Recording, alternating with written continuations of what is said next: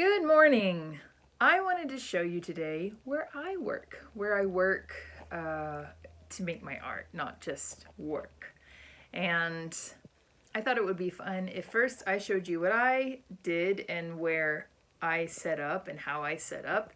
And then if you feel up to it, you can send me a little video of where you're making your artwork, even if it's just the kitchen table or if it's the end of your bed, just sort of where you're stashing your stuff and how you're getting your work done. And you're more than welcome to make it look nicer than it really is for the video. But I'll start. So here's my little studio. I have a little desk here, and I have some art supplies, some brushes, pencils, books that I'm looking at right now. I have that all set up where I can easily grab it. My little pile of plastic dishes that I use for squirting paint into. And then up here I've got all the little drawings that I've been working on, even if they're really old. Like if they feel like they're relevant to what I'm working on right now, I stick them up here so that I can kind of keep myself motivated. And lately I've been doing these little drawings of wildlife. I got to babysit some baby squirrels on one of the first days of quarantine, and I did a whole bunch of little studies. This is an illustration for a children's book that I may or may not ever finish.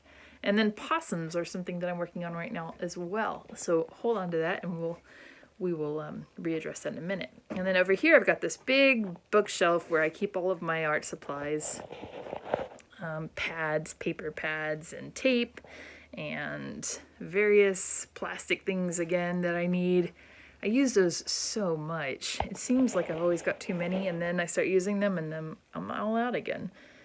And then over here I've got my big paint cabinet. For me, basically, as long as I can get them on the right shelf, that is a clean studio. So works really well when you're the only person making a mess. It's harder when you have 5 or 6 classes also making messes. So that's my little space. That's my dog, Tika. She's probably gonna come outside. Come on. There we go. And then my big space is down here, very close by, which is really convenient. It's in this shed. And I like to make a really big mess. So I have been sent out here by my neat freak husband. He says, you can do whatever you want out there. I don't care at all. But I've been working on these really big drawings. So for instance, this is a really big squirrel, like the ones that you saw inside. I really loved that blue watercolor pencil I was using on those little studies, and I decided to make a really huge one. And this took several days to finish, working on it several hours at a time each day. But I'm really happy with it.